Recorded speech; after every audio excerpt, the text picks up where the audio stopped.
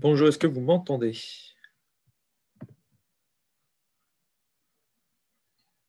Magnifique.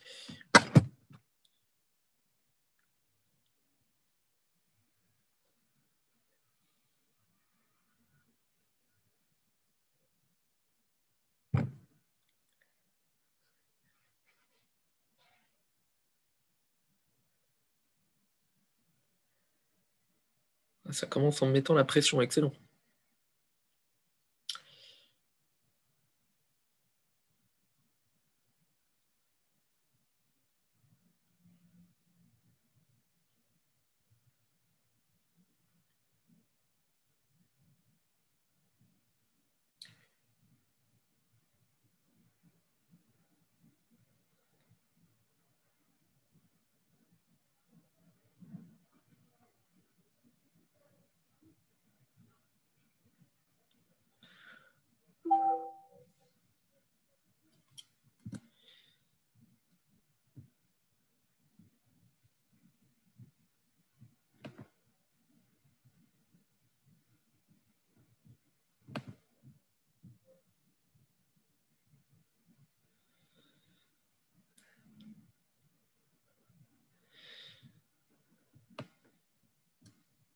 Oh, les gommages, c'est très bien, hein, mais ça coûte cher.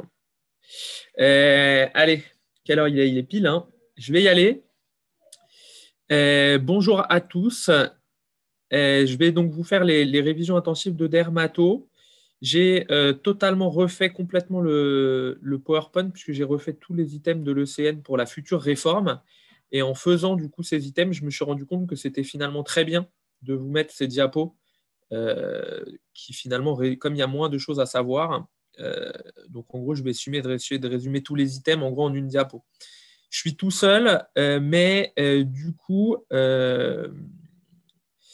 je lis quand même la discussion et je pense que ça va vous être utile. Donc, non, bien sûr, vous ne passez pas le nouveau programme, mais le programme ne change pas. Et en gros, ce qui est important pour les rangs A du nouveau programme, sans forcément ce que vous devez connaître, ne vous rassurez-vous.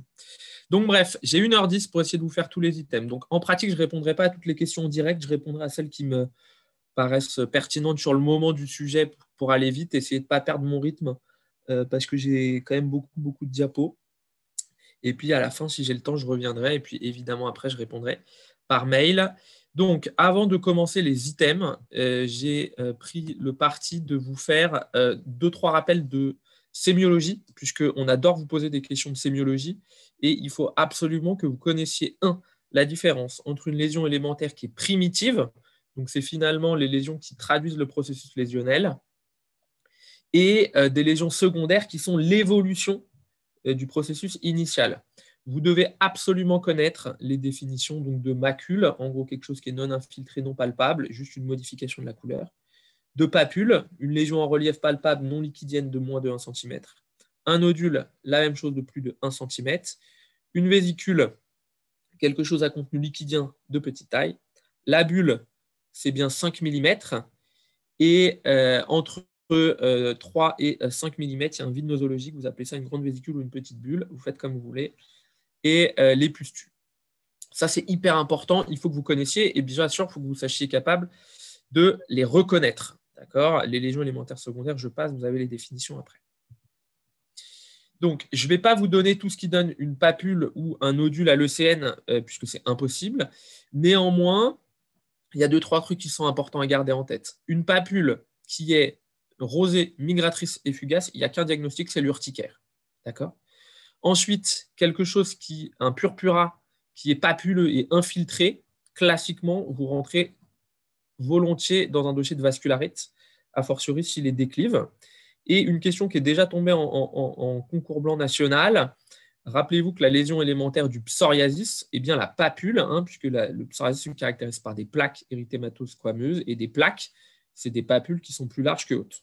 Attention, les squames, c'est des lésions secondaires, donc on aime bien vous poser la question, les squames ne sont pas des lésions élémentaires primitives du psoriasis. À nouveau, je ne vais pas vous donner tout ce qui donne des nodules, parce qu'il faudrait que je fasse sinon toute la dermatologie.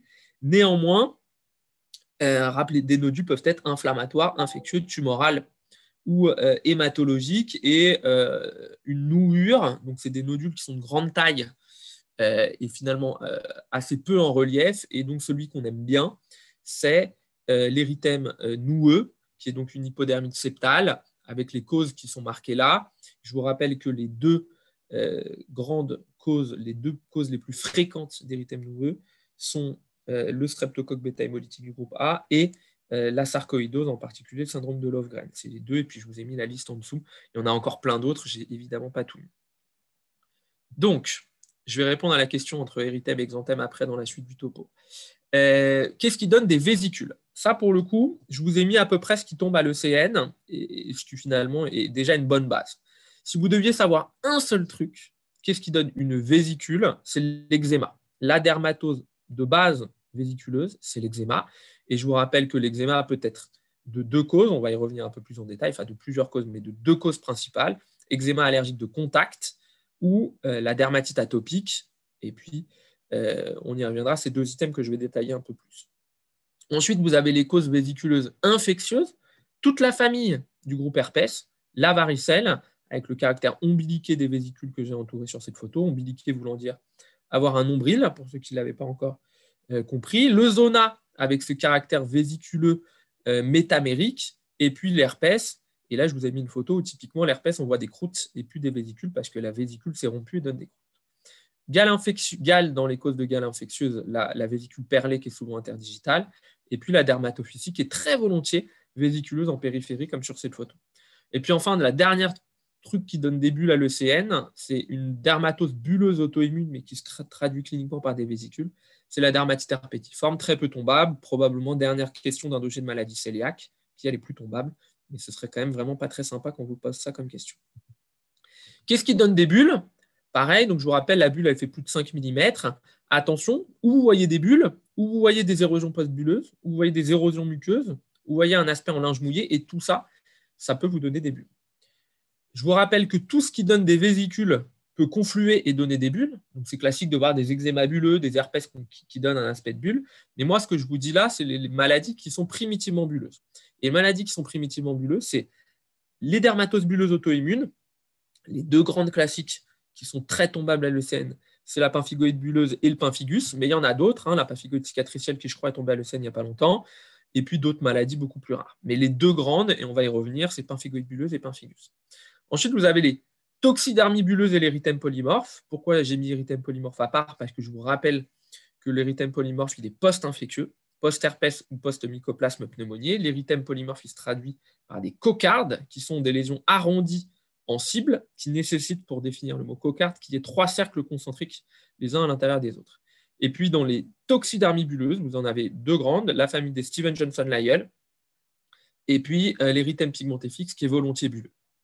Et puis, vous avez donc les bulles infectieuses, en particulier, donc, ce qui tombe assez volontiers, c'est l'impétigo bulleux ou l'épidermolyse bulleuse staphylococcique, le SSSS syndrome. Et puis, vous voyez, à d'autres causes de bulles, la cause la plus fréquente probablement qui sont les brûlures, des maladies bulleuses génétiques, les photophytodermatoses, que a priori je ne vois pas comment ça pourrait tomber, une porphyrie cutanée tardive très peu tombable, et puis des vascularites bulleuses, mais ça pareil c'est rarissime, c'est juste parce que les causes sont dans le collège, donc je vous les ai mises, mais vraiment c'est pas ce qui est important à savoir. Les pustules, en gros, c'est quelque chose qui contient du pus à l'intérieur, et quand vous voyez une pustule, votre cerveau doit se dichotomiser en deux schémas. Est-ce que j'ai une pustule qui est d'origine septique? Et donc là, vous déroulez les causes de pustules septiques, bactériennes évidemment la plus fréquente, les furoncles, les impétigos, les abcès, etc. Les causes mycologiques, la candidose, très fréquemment pustuleuse, en périphérie des intertrigos. Les causes virologiques, la varicelle, vous apprenez que c'est des vésicules qui secondairement se troublent, donc qui deviennent des pustules. Et puis l'herpès, en particulier la pustulose varioliforme de Kaposi-Juliusberg. Les trucs un peu plus rares, septicémie à gonocoque, l'endocardite, qui peuvent donner des aspects pustuleux. Et puis, il n'y a pas de Nikolsky dans la pemphigoïde bulleuse. Et puis, les pustules aseptiques, ou le psoriasis pustuleux généralisé, qui est vraiment le grand classique, avec son grand diagnostic différentiel, qui est la PEAG. Et puis, d'autres causes, l'acné, qui, en gros, selon on peut classer en septique ou aseptique, mais c'est plutôt classé vers aseptique, la rosacée, et puis des trucs plus rares, les dermatoses neutrophidiques pustuleuses, la maladie de B7, etc. Il y a bien un Nikolsky dans le pemphigus. Ouais. Ok, maintenant on passe aux items. Donc, premier, je vous ai fait dans l'ordre du collège de dermato. Donc, item 109, acné. Vous devez absolument connaître les lésions élémentaires de l'acné. Donc, l'acné, il y a des lésions inflammatoires, des lésions rétentionnelles. Les lésions inflammatoires primitives, c'est papules, nodules, pustules. Si vous rajoutez les lésions secondaires, il y a cicatrices. Et puis, dans les lésions rétentionnelles, vous avez des papules, les comédons fermés, qui sont les microkystes, et les comédons ouverts, qui sont les points noirs. Donc ça, vous devez bien connaître. On adore poser cette question, donc il faut bien savoir ça. Ensuite, si vous deviez connaître un seul truc sur l'acné, c'est la conférence de consensus de la SFD de 2015, qui est quand même sur une diapo qui résume à peu près tout. Donc vous devez connaître à peu près les grades de l'acné, mais en fait, ce qui est hyper important, c'est de reconnaître un acné multinodulaire, hyper diffus, qui touche tout le visage, dans lequel, en gros, on passe direct à l'isotrétinoïne. Et puis, sinon, vous connaissez la gradation du traitement de l'acné, où dans les grades modérés, on associe des traitements locaux par peroxyde de benzol ou des rétinoïdes. Dès que c'est un peu plus sévère, on associe les deux. À partir du grade 3, on rajoute des cyclines. Et puis, à partir du grade 4, en échec des cyclines, on rajoute l'isotrétinoïne. Si l'acné tombe, il y aura des questions sur l'isotrétinoïne. Vous devez connaître que, en gros, tout le processus de prescription de l'isotrétinoïne, le caractère hypertératogène, la nécessité d'un carnet de soins, une contraception avant, après, des tests de grossesse à faire tous les mois, 3 jours avant, et puis jusqu'à 5 semaines après. Je ne sais pas comment vous ferez tomber des gradations d'acné, mais je pense que si en tout cas moi je faisais tomber des gradations d'acné, je mettrais une grade 4 ou une grade 5, où théoriquement il n'y a pas d'ambiguïté, où je vous mettrais des nodules. Enfin, je pense que c'est comme ça que font les gens. Ce que vous oubliez tout le temps dans le traitement de l'acné, c'est ça, c'est de ne pas oublier le traitement d'entretien. Une fois que vous avez traité le malade pendant 3 mois, vous lui donnez un traitement d'entretien par adapalène ou adapalène plus peroxyde de benzoïle, parce que sinon les malades rechutent. Le seul médicament qui empêche la rechute de l'acné, c'est l'isotrétinoïne, et parfois il faut plusieurs cures. Question qu'on adore vous poser aussi, c'est quelle contraception? Donc, c'est l'évonogestrel en première intention. Et ce qui est hyper important, c'est qu'on peut donner éventuellement de l'acétate de cyprotérone, ce qu'on appelait avant Diane 35.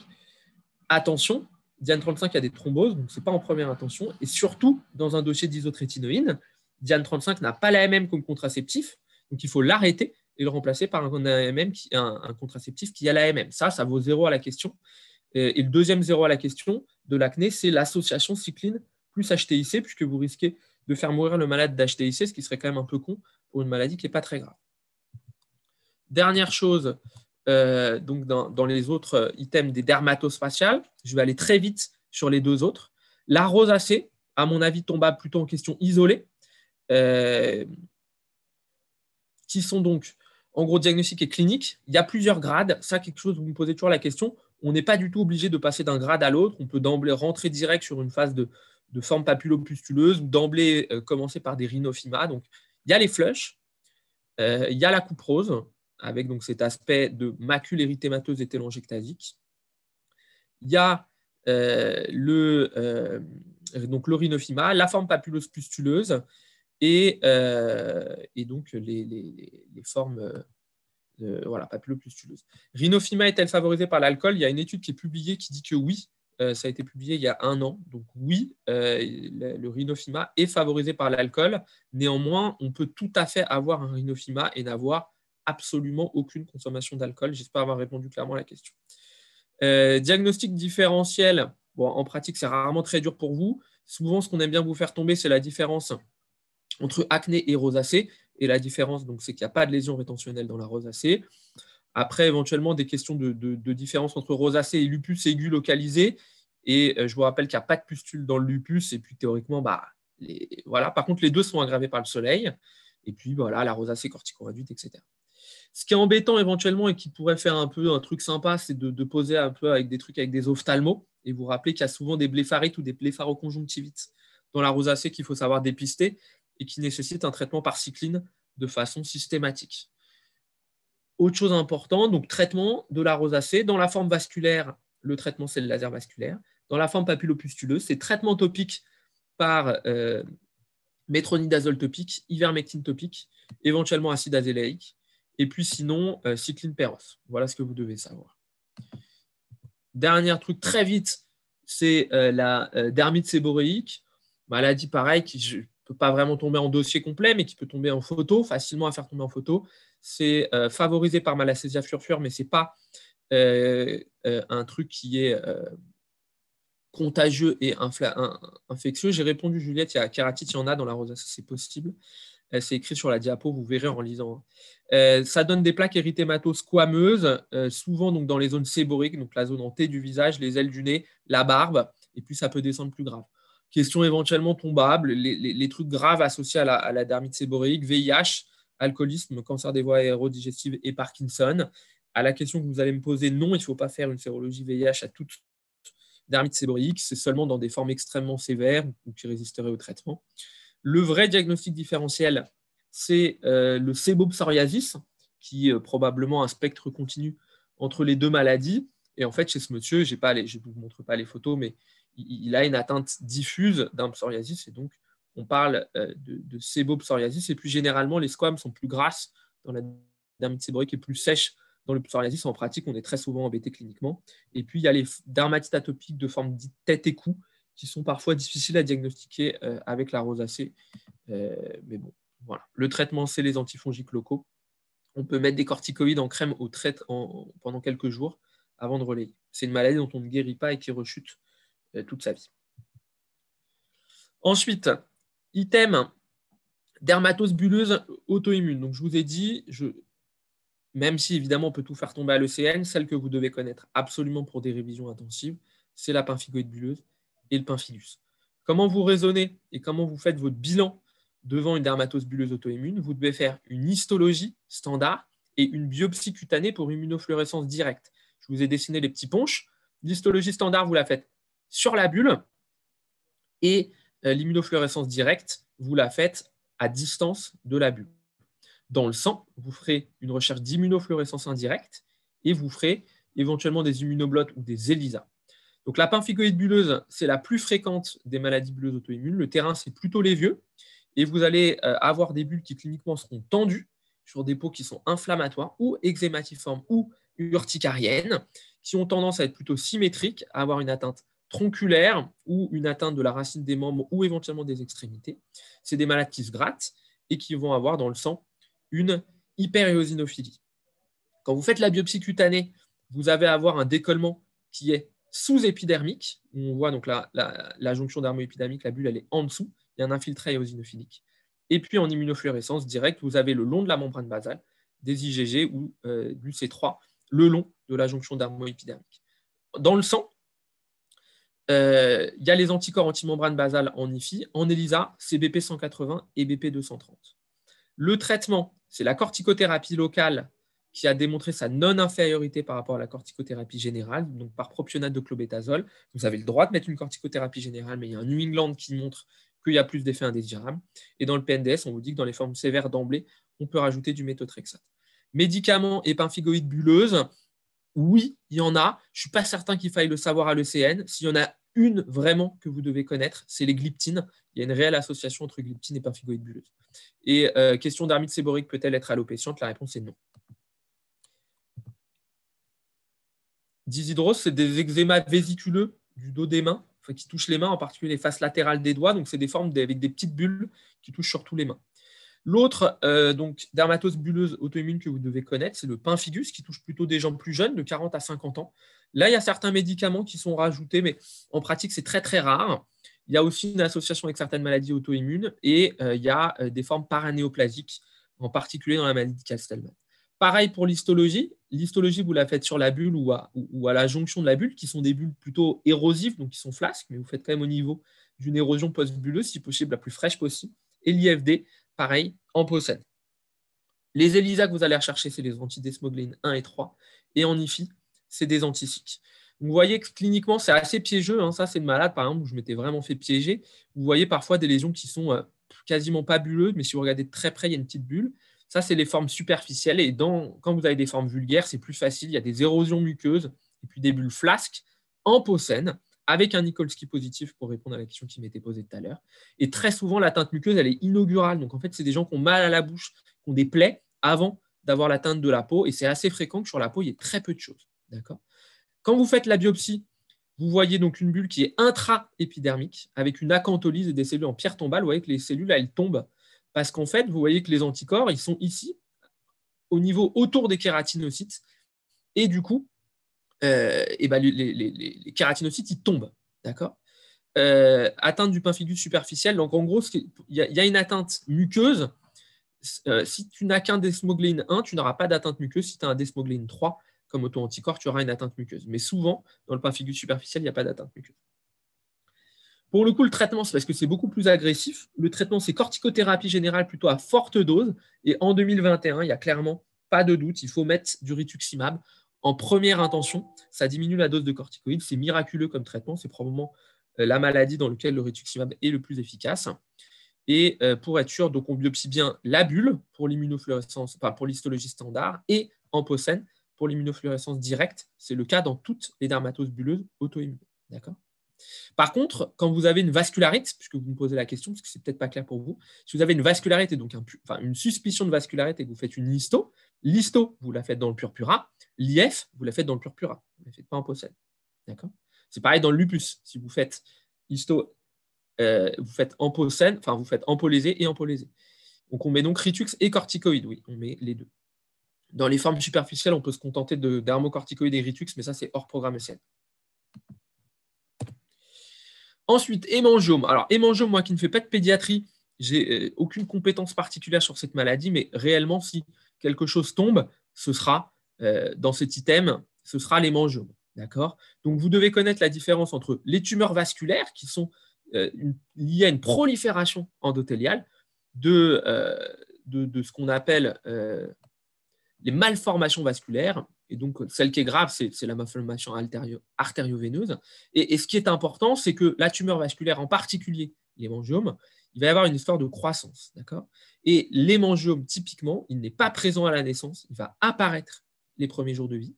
Il a cette phase de croissance rapide pendant quelques mois. Puis il involue avec généralement une disparition complète, même s'il peut y avoir quelques petits séquelles esthétiques très discrets, jusqu'à 50% des cas. C'est des choses qui ne soufflent pas, qui ne strillent pas, qui ne sont pas dures, qui sont plutôt élastiques. D'accord. Il ne faut pas se tromper avec une tumeur maligne, en particulier un angiosarcome. Et il ne faut pas louper un angiome plan dans les formes qui sont assez superficielles où au début, on peut se tromper. D'accord. Pourquoi il ne faut pas se tromper avec un angiome plan? Parce que l'angiome plan peut être grave, d'accord, en particulier quand on a des angiomes plans médio-faciaux. Et ça, vraiment, vous relirez le collège, c'est des trucs qui ne m'intéressent pas du tout et où je suis complètement incompétent, j'en ai jamais vu de ma vie. Par contre, ce qui tombera en question à l'ECN sur des hémangiomes, c'est quelles sont les localisations à risque et quelles sont les complications. Les localisations à risque, c'est les trucs péri-orificiels, parce qu'il peut y avoir des gènes fonctionnels, vous voyez comme ici un petit nez qui est déformé, ou des formes ulcérées qui font mal, et puis les complications, ça s'ulcère, donc ça fait mal et ça peut saigner. L'amblyopie, en particulier sur des formes près de l'œil, et puis les atteintes du nez, esthétique cartilage, les atteintes sous-glottiques parce qu'on peut mourir de dyspnée laryngée, et puis les hémangiomes miliaires, c'est marqué dans le collège, donc je vous les ai mis, mais pareil, c'est des trucs qu'on ne voit jamais. Le diagnostic est clinique dans l'immense majorité des cas. Si vous avez un doute, vous faites un Doppler. On passe. Donc l'item 112, exanthème, érythrodermie. Quelqu'un m'a posé la question tout à l'heure. Érythème, ça veut dire qu'on est rouge. D'accord. Hémangiome miliaire, c'est plein de petits angiomes qui sont multiples, qui en a partout, et puis il peut y en avoir dans le foie, donc en fait on peut faire des insuffisances cardiaques parce qu'il y a des défauts de perfusion. Donc érythème, c'est rouge. Exanthème, c'est un érythème diffus d'apparition rapide, et un énanthème, c'est qu'on en a en plus une atteinte muqueuse associée. Dans la vraie vie, quand vous voyez un exanthème, vous réfléchissez virose, et puis vous réfléchissez toxidermie. Chez un adulte jeune, vous devez connaître absolument toxidermie, primo-infection VIH et syphilis secondaire. C'est hyper important. Chez les enfants, il faut essayer de s'aider de la sémiologie de l'éruption, même si nos amis pédiatres ont tout à fait raison de dire que la présentation sémiologique est trompeuse et que ce n'est pas sur la sémiologie clinique qu'on fera le diagnostic. Néanmoins, en gros, entre morbilliforme et roséoliforme chez l'enfant, ça peut un peu être tout. Et donc, il faut vraiment s'aider des statuts vaccinaux, des prises médicamenteuses, etc. Mais en gros, morbilliforme, c'est quand même principalement rougeole, parvo et mononucléose. Roséoliforme, c'est plutôt HHV6, rubéole, mais la rubéole, elle a totalement le droit d'être morbilliforme, par exemple. Chez l'adulte, on pense bien à syphilis secondaire et primo-infection VIH, je le redis. Et scarlatiniforme, ce côté renforcement dans les plis et desquamation, il y a vraiment deux trucs très importants, Kawasaki et scarlatine, et puis éventuellement épidermolyse staphylococcique, je vais en reparler. Alors, l'exanthème ne disparaît pas à la vitropression, non. Un érythème qui normalement doit disparaître à la vitropression, s'il ne disparaît pas à la vitropression, ça s'appelle un purpura. Donc un exanthème, c'est juste un érythème rapide dans son apparition. Donc les morbilliformes, je vous ai remis, mais vous irez très très vite sur la rougeole.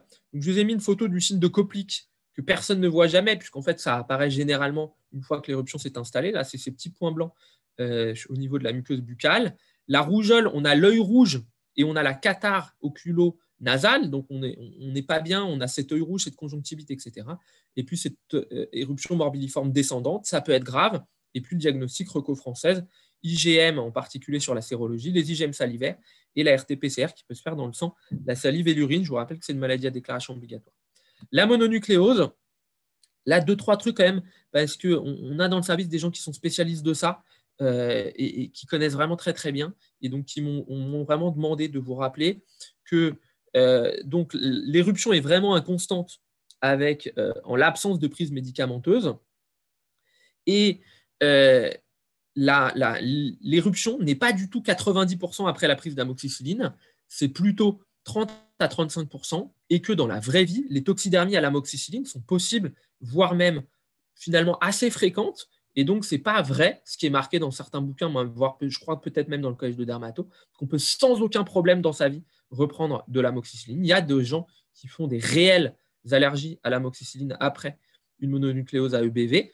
C'est d'ailleurs typiquement le cas de la personne qui vous fait stopper aujourd'hui. Donc, ça existe réellement. Et Angèle Soria, qui est notre PU de dermato-allergo, dit que c'est jusqu'à 30% des gens qui sont réellement à l'amoxicilline, allergiques à l'amox après.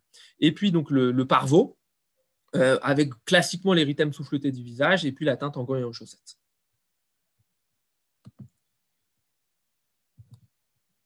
J'arrive sur le Kawasaki. Je n'ai pas compris la question, donc je relirai tranquillement pour l'histoire d'exanthème. Là. Maladie de Kawasaki, vraiment. Donc, la maladie de Kawasaki, je connais bien, parce que j'ai écrit un article dessus. Donc, c'est souvent morbilliforme la première semaine, et dans la deuxième semaine, c'est scarlatiniforme. Vous devez connaître les critères qui sont là, donc l'atteinte ophtalmo, les ganglions volumineux de plus d'1,5 cm, l'éruption cutanée morbilliforme première semaine, scarlatiniforme la deuxième semaine, l'atteinte oropharyngée, je vous ai mis une belle photo de langue framboisée, et puis l'atteinte des plis, l'atteinte des mains et des pieds, avec souvent l'œdème, puis la desquamation au doigt de gant. Voilà. Le diagnostic différentiel, c'est surtout la scarlatine et la maladie de Steele, mais il y a réellement des virus qui peuvent donner ça, en particulier les adénovirus, et puis parfois la leptospirose, le truc un peu plus rare.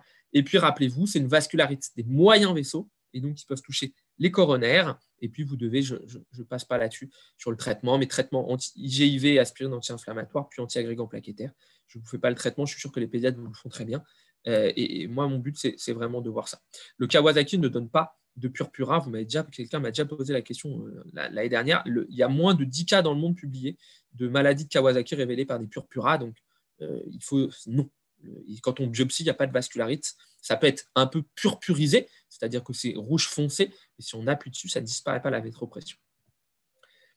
Un truc qui est mal fait dans le collège de dermato, donc j'ai un peu corrigé, c'est pas clair, la différence entre épidermolyse bulleuse staphylococcique et choc toxique staphylococcique. Dans les deux cas, il y a des infections sévères à staphylocoque, et ces staphylocoques, en fait, ils ne produisent pas les mêmes toxines. Dans l'épidermolyse bulleuse staphylococcique, c'est une toxine exfoliante qui va cliver la dysmogléine, et donc ça fait des bulles comme ça, qui sont très superficielles, et quand vous faites une biopsie, il y a un décollement au niveau sous-corné, et c'est comme oui, il y a bien sûr un Nikolsky qui est positif, et puis c'est le stade un peu aggravé de l'impétigo bulleux. Alors que le choc toxique staphylococcique, il y a une toxine qui s'appelle la toxine TSSS, qui va donner l'association d'un choc, d'un exanthème scarlatiniforme et d'une hypotension. Et je vous ai mis des photos, vous voyez, dans les plis, on peut également décoller un petit peu, mais de manière secondaire, contrairement à l'épidermolyse bulleuse staphylococcique, où on décolle de manière primitive. Et le truc, c'est que le diagnostic est réellement difficile entre les deux au stade initial. Donc, en fait, c'est les prélèvements et en particulier la recherche de la toxine qui va vous faire la différence entre les deux. Ensuite, érythrodermie. Donc, avant que vous me posiez la question du délai de l'érythrodermie, je vais y répondre. Donc, une érythrodermie, ça sous-entend qu'on a un érythème diffus de plus de 90% de la surface corporelle, avec une infiltration de la peau qui est systématique et donc une desquamation qui est systématique. il y a toujours des signes généraux, puisque c'est la gravité de cette maladie. Il faut les hospitaliser à cause des troubles hydroélectrolytiques, des risques de déshydratation, de décompensation cardiaque, etc., etc. Il y a également très souvent une pachydermie, un épaississement de la peau, des atteintes du visage, des phanères et souvent des ganglions. D'accord ? Il y a marqué dans le collège, il y a marqué dans les textbooks de dermatologie que la durée doit être de plusieurs semaines. Donc, c'est souvent 6 semaines. Dans le DRESS, il faut que ça compte minimum pour 15 jours. Pourquoi on dit ça ? Parce qu'en fait, les causes ne sont pas les mêmes. Et si vous avez une virose, par exemple, ou une toxidermie à type d'exanthème maculopapuleux qui touche plus de 90% de la surface corporelle, mais que ça fait 3 jours que le malade est rouge, vous les rajoutez dans les diagnostics différentiels. Mais si ce truc-là dure depuis plus de 15 jours ou de plusieurs semaines, là, vous rentrez dans les causes d'érythrodermie. Oui, l'érythrodermie est bien un exanthème diffus de plus de 90% de la surface corporelle. Et donc, vous avez, pour vous, 5 grandes familles de maladies à l'ECN. Le psoriasis, l'eczéma, en particulier la dermatite atopique, les causes infectieuses, en particulier la gale. Et il y a un truc qui s'appelle l'érythrodermie CD8 du VIH, que j'ai vu 2 fois dans ma vie. C'est hyper rare, mais bon, c'est marqué dans le collège, donc je vous le dis. Le DRESS, dont on va reparler après, et les lymphomes T cutanés, et le mycosis fungoïde stade 4 et le syndrome de Césari peuvent se présenter par des érythrodermies. Et donc, c'est pour ça que je vous ai mis sur la photo qu'on fait souvent une histologie standard et souvent un clone si on suspecte un lymphome T cutané. Enfin, hyper important, en tout cas moi, quand je la faisais tomber cette question partielle, vous vous plantiez souvent. Si vous avez un syndrome de l'aïeul qui touche 90% de la surface corporelle, ce n'est pas une érythrodermie parce que c'est une dermatose bulleuse. D'accord ? Et évidemment, en pratique, on n'attend pas plusieurs semaines, mais très souvent, les malades attendent plusieurs semaines avant d'arriver à nous. Et c'est pour ça qu'on fait le diagnostic. Ensuite, item prurite. Item prurite, c'est un item qui est difficile. Ce qui est le plus important, c'est de connaître le prurite cinémateria. D'accord ? Érythrodermie, il n'y a pas de bulle. Donc, c'est pour ça que ce n'est pas une cause de érythrodermie. Alors, je passe à prurite. Étiologie des prurites cinémateria. Pourquoi il faut réhydrater les patients ? On n'a pas le droit de les perfuser. Oui, on essaie de les perfuser sur des zones en peau saine. Si on n'y arrive pas, on perfuse dans la peau érythrodermique et il faut les réhydrater. Mais si on peut éviter de les mettre en peau infectée, enfin en peau inflammatoire, on essaie. Donc, les étiologies, vous les connaissez, mais je les ai remises ici.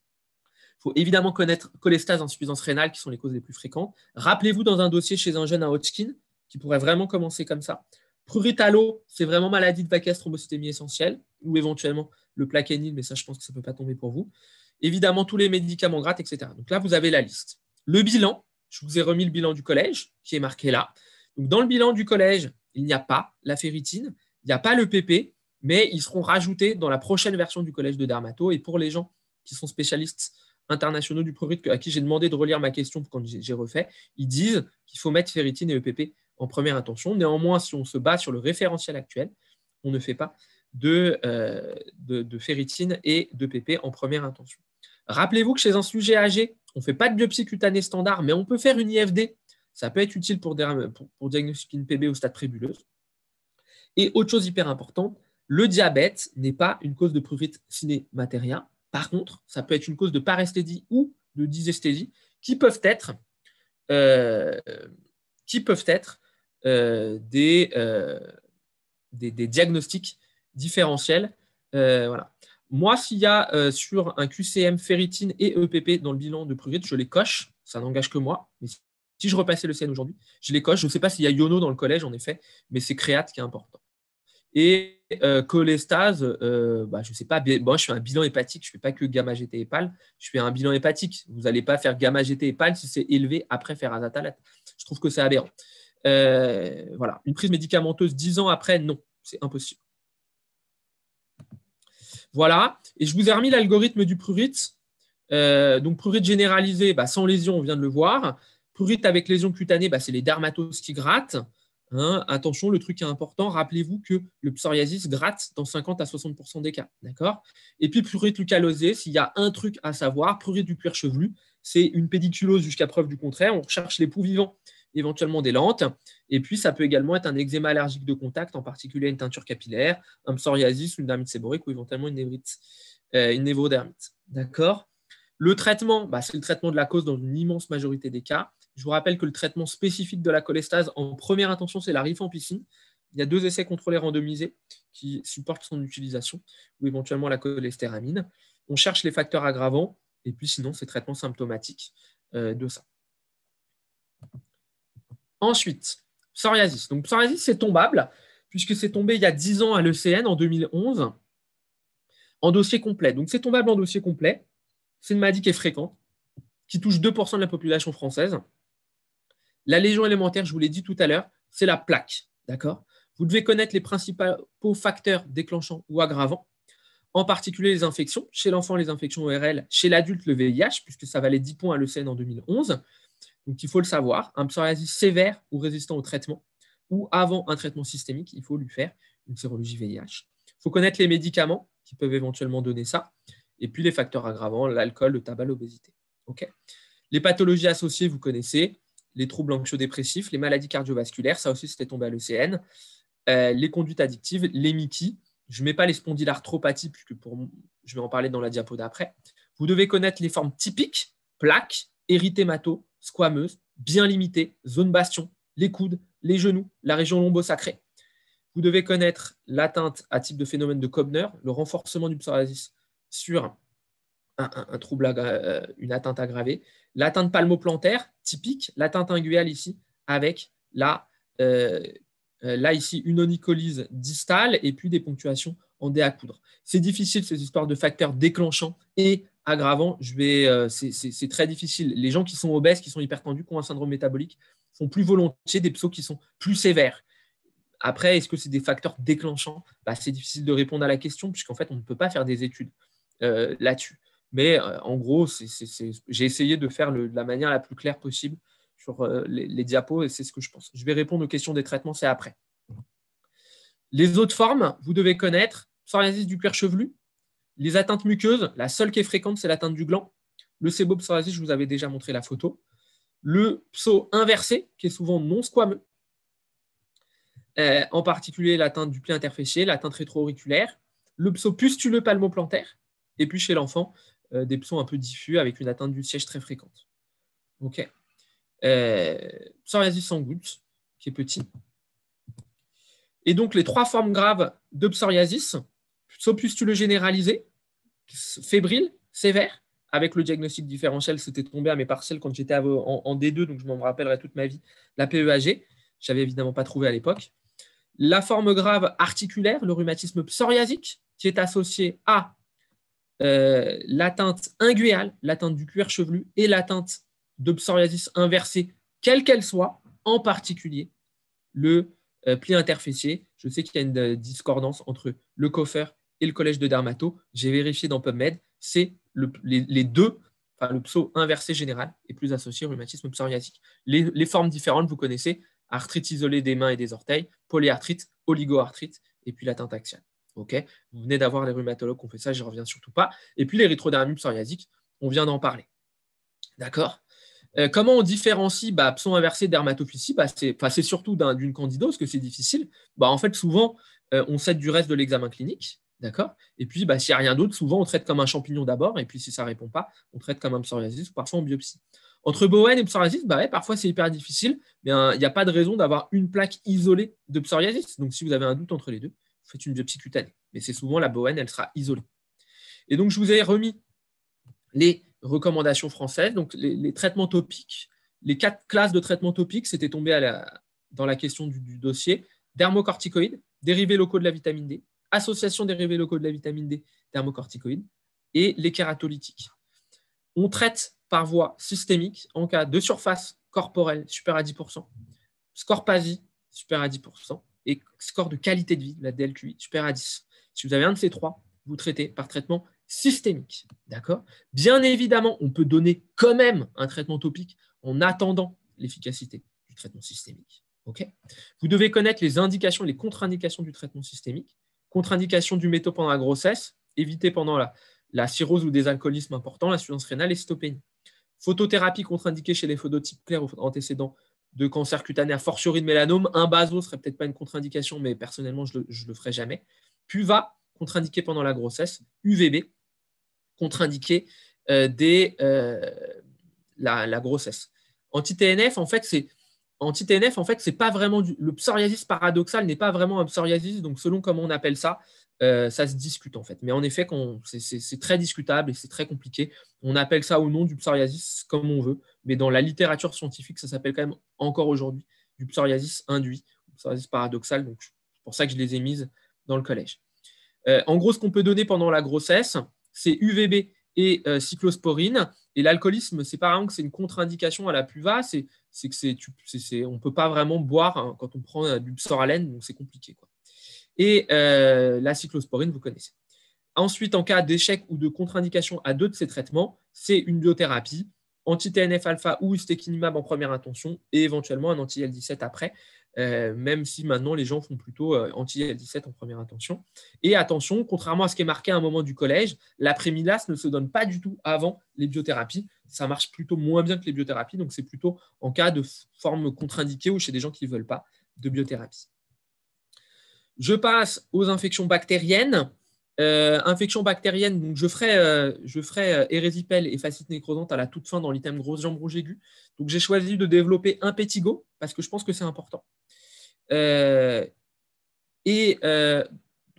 généralement on fait un seul traitement topique, mais on peut tout à fait donner, je sais pas, un dermocorticoïde pour les cheveux et association dermocorticoïde dérivé de vitamine D locale sur la peau. Ça ne pose aucun problème, vous avez évidemment le droit de le faire. Donc un pétigo, staphylocoque dans 90% des cas, ça peut éventuellement être du strepto. C'est très, très contagieux. La lésion élémentaire, c'est des vésicules ou des bulles qui deviennent des pustules et donnent ces croûtes mélicériques, très souvent péroréphytielles. Chez l'enfant, ça peut être isolé. Chez l'adulte, on va rechercher l'impétiginisation d'une dermatose sous-jacente, une pédiculose chez un SDF, une varicelle, un eczéma. D'accord. Les complications de l'impétigo, c'est la surface corporelle de plus de 2% ou 6 lésions, les formes extensives, les formes nécrotiques, l'ectima. Il faut bien différencier l'ectima, qui est juste un impétigo creusant, qui est un streptocoque, de l'ectima gangréneux, qui est une forme d'équivalent de fascite nécrosante, qui est ta Pseudomonas aeruginosa. D'accord. C'est bien marqué dans les recommandations de la HAS de 2019, il n'y a pas besoin de faire une bandelette urinaire pour rechercher la glomérulonéphrite post-streptococcique, c'est tellement rare que ça ne sert à rien. Le traitement, pas d'antiseptique, forme localisée, mupirocine, forme compliquée ou diffuse, c'est pristinamycine chez l'adulte ou l'enfant de plus de 6 ans, parce qu'avant, on n'arrive pas à l'avaler, et chez l'enfant, l'amox ou l'acide clavulinique. Je vous conseille, S3, c'est semaine 3. Je vous conseille de vraiment relire les tableaux de la Reco HS qui sont vraiment faciles et bien faits, qui vraiment résument tout hyper bien fait. Champignons, je n'ai pas mis Candida, parce que Candida, ça tombera en question isolée. Intertrigo, qui va être finalement ressembler à un psoriasis des plis, pustuleux en périphérie. J'ai choisi d'axer sur les dermatophyties. Les dermatophyties, donc, sur la peau glabre, ça peut donner finalement comme une teigne des lésions qui sont annulaires. Et puis sur l'ongle, ça peut donner des lésions qui vont donner des olicolies, une pachyonychie, un épaississement de l'ongle et qu'il faut prélever. L'ongle, on le prélève. L'intertrigo, on ne le prélève pas. Ensuite, ce qui est important vraiment, c'est la teigne et de différencier les teignes qui sont microsporiques, qui vont donner des grandes plaques, comme chez cet enfant avec des cheveux cassés de quelques millimètres, des teignes qui sont trichophytiques, à trichophyton, Sudanense ou rubrum, avec des petites plaques avec des cheveux cassés à ras. D'accord. Les teignes faviques en France, c'est quasiment exceptionnel, de même que les kérions. Okay. Ensuite, traitements locaux, intertrigo local, atteinte inguéale locale si pas d'atteinte matricielle, si atteinte matricielle, prélèvement et terbinafine, 3 mois. Et la teigne, c'est griséofulvine plus traitement local. Okay. Attention, la teigne, c'est éviction scolaire jusqu'au traitement. Prélèvement obligatoire avant de traiter. En fait, prélèvement obligatoire avant traitement péros. Voilà, c'est ça la discussion. Ensuite, les IST. Les IST, c'est difficile parce que en fait, aucun de vos référentiels ne dit la même chose. Donc, je me suis vraiment pris la tête énormément là-dessus. J'ai demandé à des gens qui étaient meilleurs les différences de teigne en lumière de Woods, mais je pense que plus personne ne fait une lumière de Woods en 2021, mais en gros, les teignes microsporiques sont positives. Donc, j'en ai détaillé 3. Le gonocoque, ça donne souvent chez l'homme quelque chose de symptomatique avec cette urétrite purulente dont vous avez une photo, parfois des anorectites, parfois la pharyngite qui est souvent asymptomatique. Chez la femme, c'est plus souvent asymptomatique, mais si vous avez une cervicite, elle sera quand même souvent un peu plus symptomatique. Ça peut donner donc des complications loco-régionales Attention, les salpingites, c'est possible, mais les GU, c'est beaucoup plus rare dans la gonococcie que dans le chlamydia. Ça va donner ce diplocoque en grain de café qui est gram négatif. Dans les septicémies, je vous ai déjà montré cette photo de pustule. Okay. Chez l'homme, s'il y a un écoulement, on fait un examen direct de l'écoulement. D'accord. Le prélèvement endo-urétral ne se fait que s'il y a un doute d'urétrite, mais que le patient est symptomatique sans écoulement. On préférera un premier jet d'urine. Dans le PILI, il y a marqué qu'on ne fait plus de prélèvement endo-urétral. J'ai demandé à 4 personnes qui font du Cégide et on peut encore le faire, mais c'est vrai qu'on le fait de moins en moins. C'est recommandé de faire un prélèvement pharyngé ou anal si les conduites sexuelles sont en faveur. Et chez la femme, c'est plutôt un autoprélèvement vaginal. Okay. Le traitement, c'est ceftriaxone IM, 500 mg, il n'y a pas de discussion. Okay. La dose, c'est 500. Évidemment, le bilan des IST. Chlamydia, vous savez, c'est beaucoup plus asymptomatique, que ce soit chez l'homme ou chez la femme. Les complications, c'est évidemment chez la femme, il faut penser au dossier de GU. Je pense avoir répondu du mieux possible à est-ce qu'on doit cocher prélèvement endo-urétral. Si le malade a un écoulement, je pense qu'il ne faut pas le cocher. Si le malade n'a pas d'écoulement et qu'on vous demande si c'est une possibilité, la réponse est oui.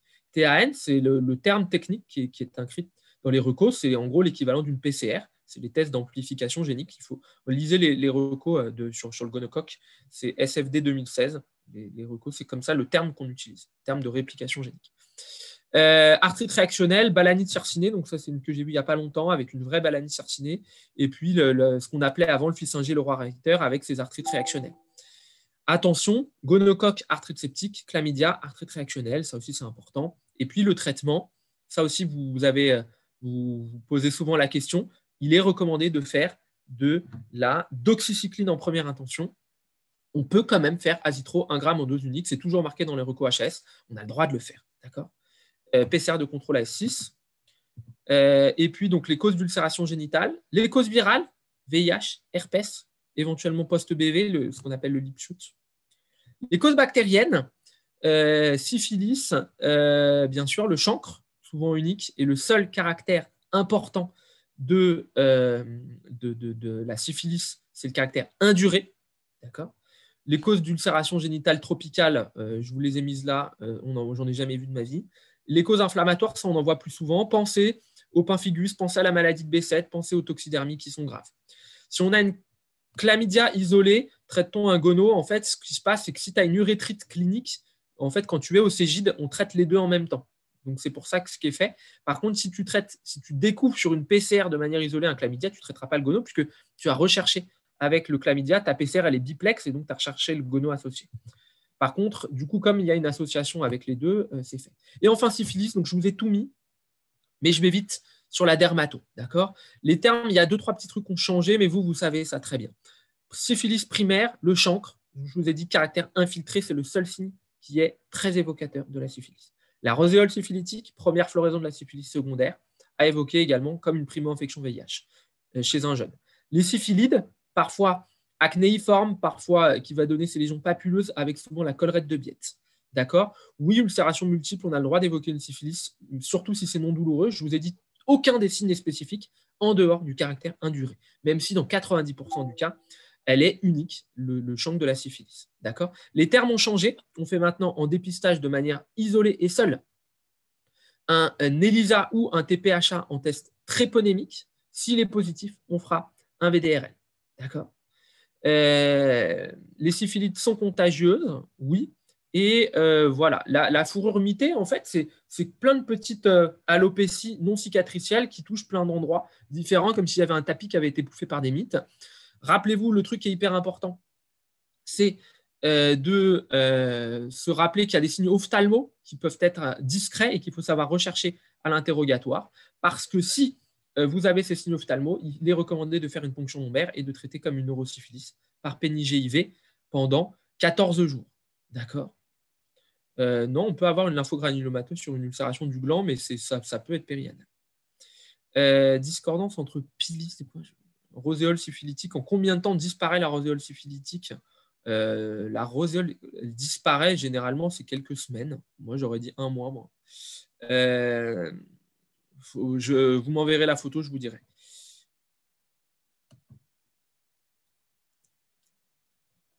Alors ça, c'est une bonne question. Si syphilis symptomatique et qu'on y croit vraiment, Nicolas Dupin, qui est l'expert français de la syphilis, dit qu'il faut faire les deux en même temps. Le traitement, vous savez, c'est extensiline. Et si syphilis GIV dans les formes neurologiques, si allergie, c'est doxycycline. Et chez le VIH et la femme enceinte, c'est induction de tolérance. Je passe, tout est marqué là-dessus. Donc, neuroméningée en cas de baisse d'acuité visuelle, non, mais toutes les atteintes, une uvéite antérieure, ça suffit à faire une PL. L'herpès, je vais très très vite, herpès zona. Phase 1, les vésicules. Phase 2, les érosions polycycliques. Au niveau de la bouche, pareil, des vésicules qui vont évoluer vers des croûtes. Le traitement, je vous les ai mises là. En gros, la primo-infection de la bouche, on traite. La primo-infection génitale, on traite, paracyclovir ou valacyclovir. Les récurrences génitales, on traite. Les récurrences buccales, on ne traite pas. Le zona, on traite le zona de plus de 50 ans vu dans les moins de 72 heures, ou les zonas ophtalmiques, ou les zonas de l'immunodéprimé. Et on n'oublie pas que le traitement de l'immunodéprimé se traite par voie IV. D'accord ? Ensuite, chez la femme enceinte, je vous ai remis quand est-ce qu'on fait ou qu'on ne fait pas des césariennes. C'est les recos du collège de gynéco. Je vous laisserai relire ça tranquillement. Là, ce qui me compte, c'est que je vous montre plutôt vraiment des trucs dermato. Alors, la gale, c'est tombable. C'est tombé en dossier complet à l'ECN en 2012. Vous devez connaître les lésions élémentaires de la gale. Vous avez donc les vésicules perlées qui sont là, les sillons que je vous ai montré avec des photos de mon dermatoscope où on voit à l'intérieur le petit deltaplane. Donc là, ça confirme la gale. La gale, elle est faite. Le diagnostic est confirmé. Les nodules scabieux, dans lesquels ça ne sert à rien de faire des prélèvements parce qu'il n'y a rien dedans, qui sont une réaction inflammatoire. Et attention à ne pas confondre avec des condylomes. Là, quelqu'un qui a à la fois des nodules scabieux et des condylomes. Et association, du coup, rappelez-vous que la gale peut être une IST. Oui, tu peux appeler ça un chapeau chinois si tu veux. La gale peut être chronique, en effet. Parfois, elle est aiguë, ça dépend. Et donc, c'est la cause la plus fréquente de prurite avec lésions cutanées. D'accord ? Donc, il y a des formes, les formes des nourrissons, pustule palmoplantaire et nodule axillaire, et les formes hyperkératosiques, en particulier chez le VIH ou l'immunodéprimé. Ça peut donner une cause d'érythrodermie. D'accord ? Le diagnostic, si on prend les recommandations françaises, on vous dit le diagnostic est clinique dans la majorité des cas. Donc, en gros, vous pouvez confirmer cliniquement un diagnostic de gale. Par contre, on dit que dans les formes profuses et hyperkératosiques, il est recommandé de faire un prélèvement. D'accord ? Parce qu'en fait, c'est un diagnostic qui n'est pas évident. Et donc, en particulier dans les EHPAD, etc., il ne faut pas se tromper. Et dans les formes de collectivité, il est obligatoire de faire un prélèvement pour confirmer le diagnostic. Diagnostic peut être parasitologique ou dermatoscopique. Le traitement de la gale, traitement topique, benzoate de benzoyl ou pernétrine. Je vous ai remis les modalités d'application, mais en gros, c'est 2 applications à 7 ou 8 jours d'intervalle. Ouais, la gale norvégienne et hyperkératosique, c'est pareil. Vous laissez les durées qui sont marquées avec les différents trucs de tubes en fonction de la taille des malades. Bon. Le traitement général par ivermectine, pareil, qui est répété entre 7 et 14 jours à partir de 2 ans ou 15 kg. Dans la gale commune, vous choisissez alternativement l'un ou l'autre, mais l'ivermectine a l'avantage d'être plus facile et avoir une meilleure tolérance, mais vous avez le droit de donner les deux. Les mesures d'hygiène obligatoires, lavage du linge à 55 degrés, congélateur si on n'a pas de lave-linge et qu'on ne peut pas, c'est compliqué, et sinon sac poubelle étanche pour les trucs qui ne vont pas à la machine, pendant 7 jours si on n'a pas d'aérosol et 48 heures si on a un aérosol. Okay. Rappelez-vous, et ça c'est une question qu'on adore faire tomber, d'ailleurs elle était tombée à l'ECN, les causes d'échec de traitement à 15 jours, irritation, eczéma de contact, échec de traitement, réinfestation, parasitophobie, etc. Ça, c'est vraiment un truc qui est hyper important. Ensuite, pédiculose. Bon, pédiculose, ça a quand même assez peu de chances de tomber, mais ça pourrait toujours tomber en question isolée. Question prurite du cuir chevelu, je vous l'ai déjà dit, pédiculose. Le diagnostic de pédiculose du cuir chevelu, c'est... non, il n'y a pas de parasite dans les nodules scabieux ou post-scabieux, c'est la même chose. Parasitophobie, c'est le fait d'avoir peur des parasites. On en voit, nous, dans les services, on en a un par semaine qui arrive, il est persuadé d'être infesté par des animaux, il va mourir. C'est des formes de psychose, en fait. Donc, le diagnostic de poux, c'est les poux vivants, mais les landes, ça marche. Les poux humains corporels, on essaie de les trouver dans les vêtements, en particulier dans les coutures. Et puis, les poux génitaux, la Phtiriasus inguinalis, il ne faut pas savoir que c'est une IST et on la cherche au niveau des poils pubiens et on fait un bilan d'IST. Les traitements des poux, il y a des recommandations françaises 2019 de la Société française de dermato. La pernétrine n'est plus vendue, donc vous avez le droit de donner une lotion, on ne met plus de shampoing, ou par diméthicone, ou par oxyphthirine, en particulier l'Itax. L'élantage, ça marche, et il faut traiter le linge. D'accord ? Pareil pour les causes d'échec de traitement, en gros, c'est à peu près la même chose. Il faut savoir que c'est des gens qui sont pauvres et donc qui souvent ne peuvent pas faire le traitement. OK ? La différence entre en gros, l'environnement, c'est le fait de faire venir des gens de la mairie là, qui te font tout ton appartement en balançant du gaz et en faisant partie. Non, le malathion, ça n'existe plus. Ça ne sert à rien de le donner. Vous ne pouvez pas le donner, ça n'existe plus. Depuis 2018, il n'y a plus de malathion en France. Ce n'est plus fabriqué. Vous pouvez l'oublier. Urticaire. Alors, urticaire, je vous l'ai dit, le diagnostic est clinique. C'est la seule dermatose qui est prurigineuse, migratrice et fugace. Fugace, vous l'en dit, moins de 24 heures au même endroit. On biopsie si on a une urticaire fixe et qui ne gratte pas. Le diagnostic différentiel, c'est la vascularité urticarienne. On peut avoir des urticaires superficielles ou des urticaires profondes, ce qu'on appelle des angioœdèmes, qui peut être histaminiques, ce qui est l'immense majorité des cas, ou bradycliniques, ce que je ne vais absolument pas développer aujourd'hui. Attention, quand il y a des composantes inflammatoires, il faut bien penser à l'eczéma de contact, en particulier ici, à une teinture capillaire. D'accord ? Dans 90% des cas, voire plus, l'urticaire n'est pas allergique et c'est des libérations diffuses d'histamine par le mastocyte. Mais on peut avoir, dans de rares cas, après une sensibilisation, en particulier à des aliments ou des médicaments, une IgE directement dirigée contre un allergène et faire un risque de choc anaphylactique. D'accord ? On différencie l'urticaire aigu qui dure moins de 6 semaines de chronique qui dure plus de 6 semaines. Moins aigu, ça peut être allergique, mais c'est hyper rarement allergique. Plus de 6 semaines, ce n'est jamais allergique. D'accord ? Et plus de 6 semaines, on distingue spontané, qui est donc très souvent auto-immun, et inductible, qui sont l'effort, la pression, le soleil, l'eau, la vibration, etc., etc. Ce qui vous est important, c'est qu'aux urgences, vous diagnostiquez l'urticaire qui est allergique. L'urticaire qu'elle est allergique, elle est survenue dans les 2 heures, voire dans l'heure, et elle s'associe à des signes d'accompagnement. D'accord ? Donc, si le malade arrive aux urgences en vous disant « j'ai de l'urticaire depuis 48 heures », le malade n'est pas en train de faire une urticaire allergique. Vous le rassurez, vous lui donnez des antihistaminiques, même s'il a un angioœdème, et vous ne lui faites pas de bolus de corticoïdes, et il rentre à la maison éventuellement avec une consulte de dermato quelques jours plus tard. Si par contre il a des signes d'accompagnement et que ça a débuté dans l'heure, il est potentiellement en train de faire un choc anaphylactique qui va s'aggraver dans les quelques minutes qui viennent, et il faut faire la prise en charge des recommandations sur le choc anaphylactique. D'accord ?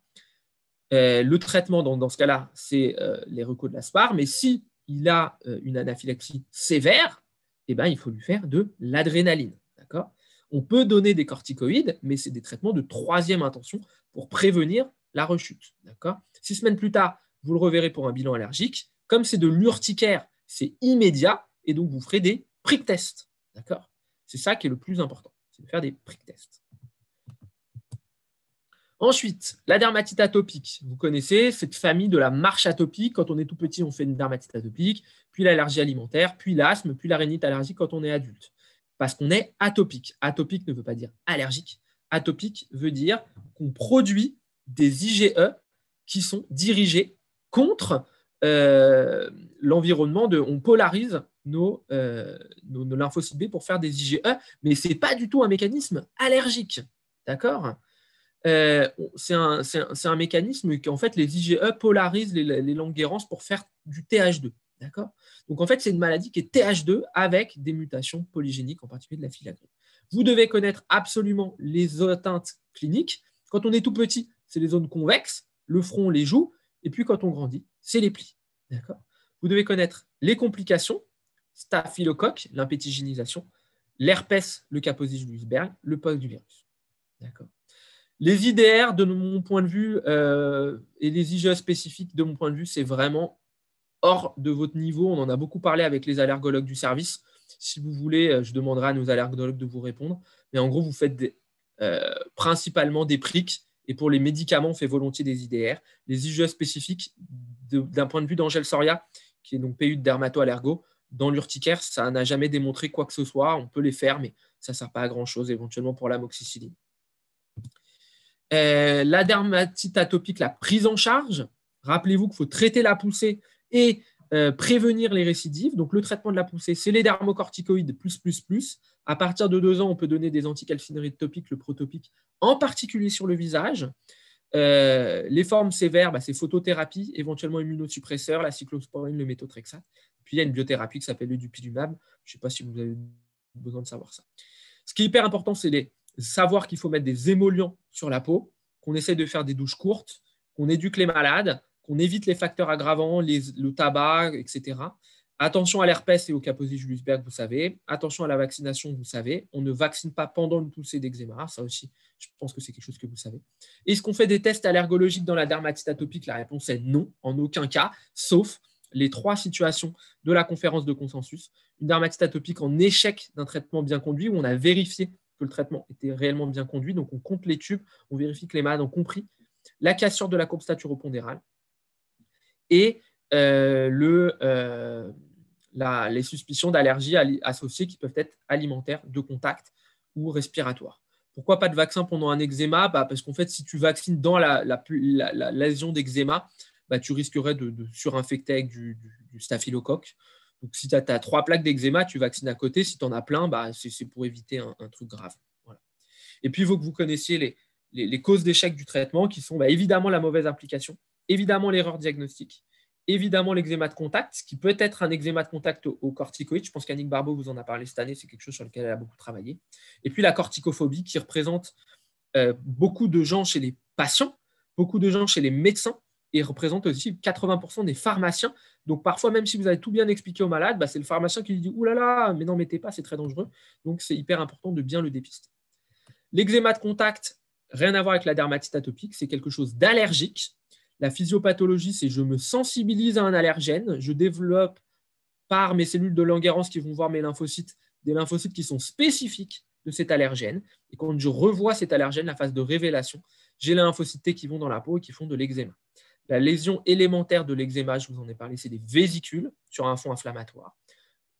Ce qu'il faut que vous connaissiez, c'est les trucs classiques, c'est les métaux, c'est le nickel, c'est les fragrances, type les contacts avec les parfums, c'est la paraphénylendiamine, je vous ai mis ici, une teinture capillaire, mais ça peut être également les faux cas de Henné. Oui, c'est une réaction plutôt TH1, c'est très CD8, c'est très TH1. Et comment on le teste? C'est des patch tests, c'est quelque chose qui est on attend, ça vient plusieurs jours plus tard, donc vous faites des patch tests, vous collez ces batteries, qui peuvent, donc la batterie standard, et en fonction de votre interrogatoire, des batteries cosmétiques, etc. etc. Vous les laissez en place 48 heures, vous faites une lecture à 48 heures, à 96 heures, et si suspicion de réaction corticoïde, d'allergie aux corticoïdes, on peut les voir à J7. Et attention, si positif, ça ne veut pas dire qu'on est allergique, ça veut dire qu'on est sensibilisé, et là, c'est tout le rôle de nos dermato-allergologues qui voient si le truc est pertinent cliniquement, et si ça ne l'est pas, voilà. Et attention, négatif ne veut pas dire l'allergie, d'accord? Ce n'est pas pour autant que c'est juste parfois qu'on s'est trompé. La seule contre-indication, c'est les dermatoses étendues. Très très vite sur les atteintes dermatologiques du lupus, parce que ça vous sera fait par les internistes. Les 3 atteintes dermato du lupus, c'est les atteintes spécifiques, vasculaires et non vasculaires non spécifiques. Les lésions spécifiques, il y a une dermite d'interface quand vous biopsiez. Donc il y a dans ces lésions spécifiques le lupus aigu, le lupus subaigu, les lupus chroniques, et dans les lupus chroniques, vous avez le lupus discoïde qui représente 80% des lupus, la paniculite lupique, le lupus en gelure et le lupus tumidus. D'accord? Un truc sur lequel j'insiste, et j'insisterai toute ma vie, c'est que ce n'est pas parce que vous avez un vespertilio que vous avez un lupus aigu. On a le droit d'avoir un vespertilio dans le lupus subaigu, dans le lupus discoïde, même si le lupus aigu se présente souvent par un vespertilio. Lupus aigu, 100% de lupus systémique. Lupus subaigu, 50% de lupus systémique. Rarement des méchants lupus, souvent médicamenteux dans 30% des cas. Lupus discoïde, c'est assez rarement systémique. Néanmoins, on a le droit d'avoir un lupus rénal hyper sévère avec un lupus discoïde. C'est quelque chose que souvent vous oubliez. On a le droit d'avoir les deux, même si dans 80% des cas, il ne sera pas systémique. Et ça donne l'alopécie cicatricielle et ça donne ces plaques avec des cicatricielles. La dermatite atopique, c'est bien TH2 au début et après, ça devient TH1, TH17 quand la maladie évolue depuis plusieurs années. Voilà sur le lupus. Je ne vais pas plus loin parce que ce n'est pas grave. Pour vous, pour la partie dermato, c'est secondaire, même si c'est ce que sur moi, sur lequel je travaille dans la vraie vie. SAPL, je ne vous fais pas le SAPL, mais je veux vous rappeler, l'alopécie cicatricielle, ça ne se retrouve que dans le lupus chronique, oui. Ce que je veux que vous vous rappeliez, c'est que le livédo à maille non fermée dans un lupus, ça vous évoque un SAPL. C'est ça qu'il faut que vous reteniez. Un livédo ramifié à maille large non fermée, c'est un SAPL jusqu'à preuve du contraire. Quel lupus épargne le sillon nasogénique? Tous les lupus quasiment, sauf le lupus chronique, globalement, qui peut toucher tout le visage, mais qui va toucher plutôt toute la joue. Mais l'aigu et le subaigu touchent le lupus, épargne le sillon nasogénien. Vous voyez, ça là, c'est un subaigu qui épargne le sillon nasogénien. Dans le collège de médecine interne, je crois qu'il y a marqué que le lupus subaigu ne touche pas le visage. Ce n'est pas vrai, en fait, c'est que ça ne touche pas la région centrale du visage. Vous voyez, comme ça. Voilà, on s'en fout. La rosacée, ça touche souvent le menton et il y a des pustules, c'est comme ça que vous faites la diagnostic différentielle. La sarcoïdose, pareil, je vais hyper vite. Je vous fais juste la peau de la sarcoïdose, parce que là, je suis quasiment à la fin, il me reste 5 minutes. La sarcoïdose, donc je vous ai déjà fait l'érythème noueux avec le syndrome de Loeffler, qui est bénin dans 90% des cas. Donc l'érythème noueux typique ne doit pas être biopsié, parce qu'en fait, ça ne vous fait pas faire le diagnostic de sarcoïdose. En fait, il n'y a pas de granulome dans le diagnostic dans un érythème noueux. Par contre, si vous avez une suspicion d'autres types d'hypodermite, la paniculite neutrophilique, la périartérite noueuse, la paniculite pancréatique, ce qu'on appelle la cytostatonécrose pancréatique, là, ou le lymphomatite de paniculite, là, ça vaut le coup de biopsie. Et dans un érythème noueux, on ne le biopsie pas parce que ça ne préjuge pas de la cause. Les autres types de sarcoïdose, oui, si j'ai marqué Loeffler, c'est une erreur de ma part. C'est évidemment Löfgren. Donc, sarcoïdose en plaques, sarcoïdose à petits nodules, sarcoïdose sur tatouage, sarcoïdose sur cicatrice, c'est des cicatrices qui deviennent hypertrophiques quand vous biopsiez des granulomes. Les sarcoïdoses angiolupoïdes, c'est des formes très télangiectasiques qui peuvent un peu mimer des rosacées. Le lupus pernio, qui est une forme grave parce que quand elle peut atteindre et détruire le cartilage, comme on voit chez ce monsieur qui a un cartilage détruit. Et puis là, je vous ai montré là, une forme de perthes jungling où il y a une atteinte osseuse sous-jacente avec une ostéite. Quand vous biopsiez, il y a du granulome épithélioïde gigantocellulaire sans nécrose caséeuse, bien évidemment. Et la stratégie diagnostique, vous le savez, on essaye d'être le moins invasif possible.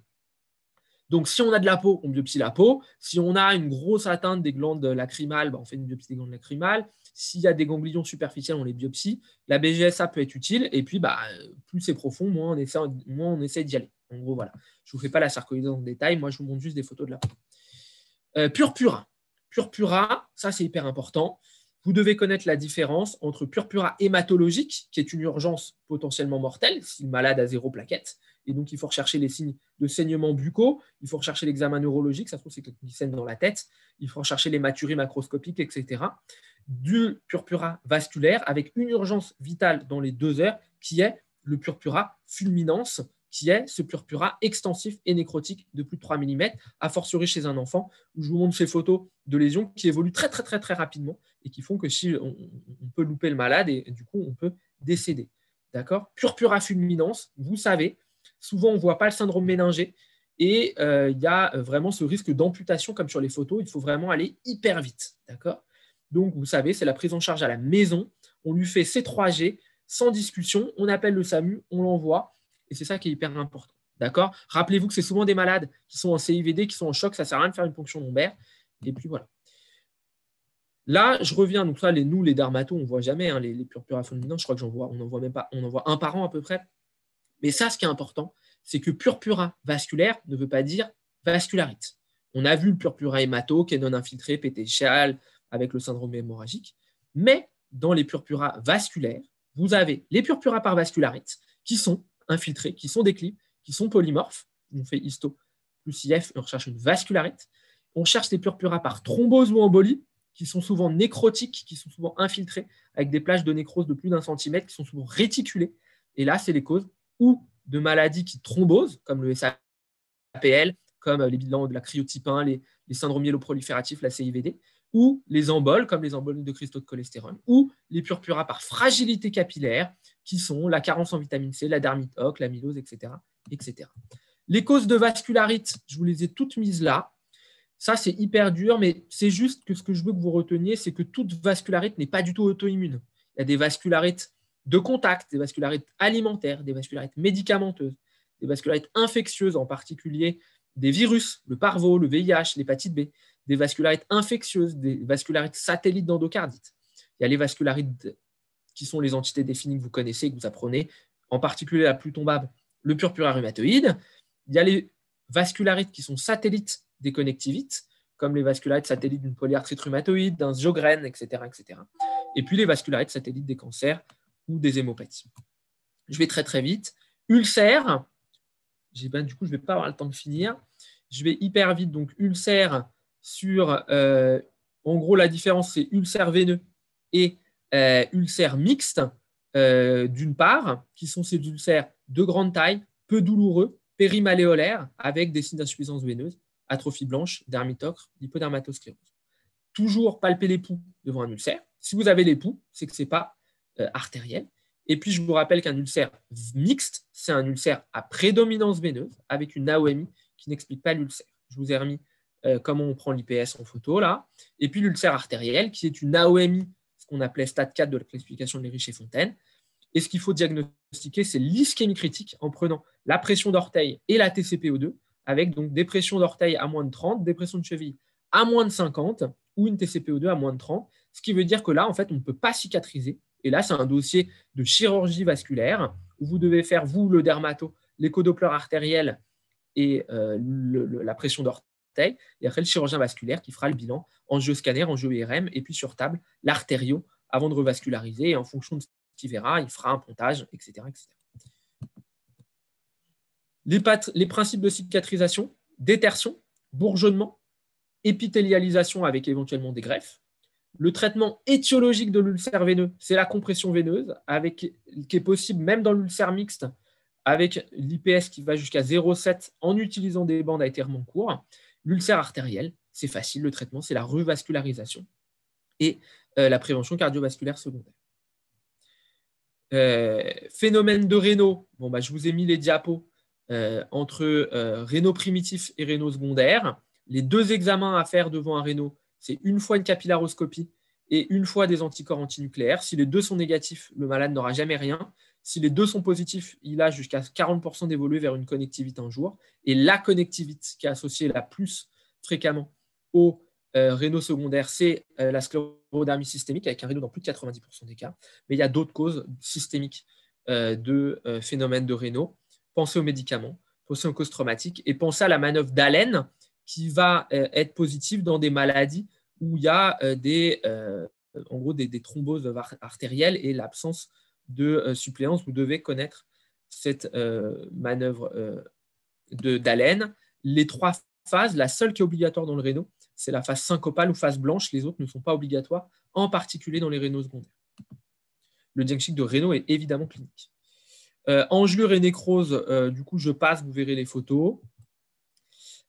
Carcinome, donc carcinome épidermoïde, lésion bourgeonnante, hémorragique, saignante au contact. Rappelez-vous les lésions précancéreuses et rappelez-vous que toute plaie chronique qui bourgeonne est la raréfaction des vaisseaux, c'est plutôt sclérodermie. Lupus, ça peut se voir, mais c'est plus rare. Carcinome épidermoïde, jusqu'à preuve du contraire, l'ulcère qui ne cicatrise pas. Le baso, 3 formes, nodulaire, superficielle et sclérodermiforme. Et donc, on biopsie d'abord, sauf si c'est une zone très facile.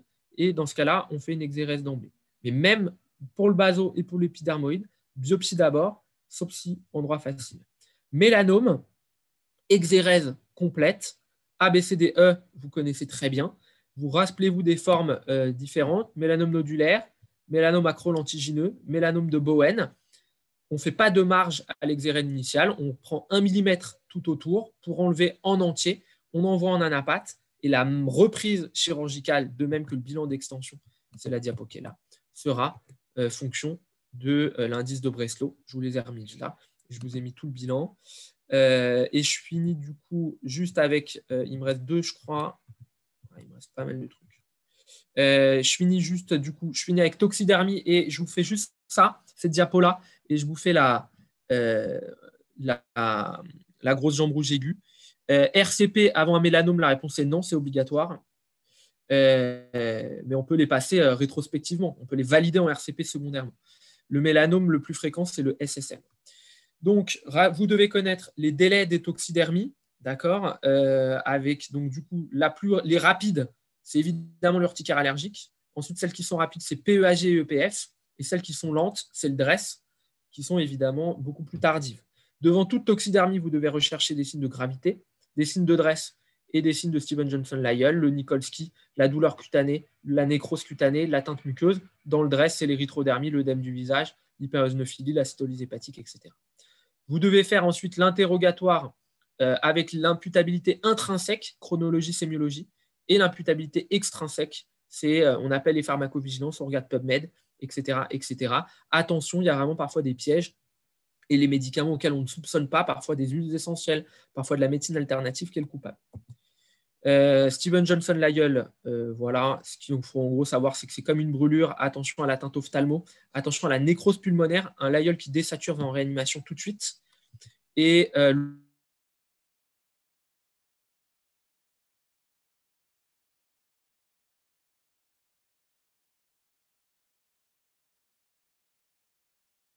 le DRESS syndrome, attention aux atteintes systémiques, en particulier hépatiques. Et signe de fascite nécrosante, c'est le sepsis, l'extension rapide, la nécrose, le livédo, la cyanose, les zones d'hypoesthésie, au contraire d'hyperesthésie, malgré le traitement de la fascite nécrosante, c'est la chirurgie plus antibiothérapie par tazocine, clindamycine, plus ou moins aminoside. Et le traitement de l'érésipèle, il y a les recommandations de l'HAS, c'est amoxicilline 50 mg kg pendant 7 jours en cas d'allergie, pristinamycine ou clindamycine. Traitement de la porte d'entrée. La prévention des récidives, c'est contention s'il y a de l'œdème. Si plusieurs récidives et que le patient est très gêné, on peut faire antibioprophylaxie par extensiline ou auraciline, les durées étant à définir. Du coup, je suis désolé, j'ai un peu dépassé. Je vous souhaite évidemment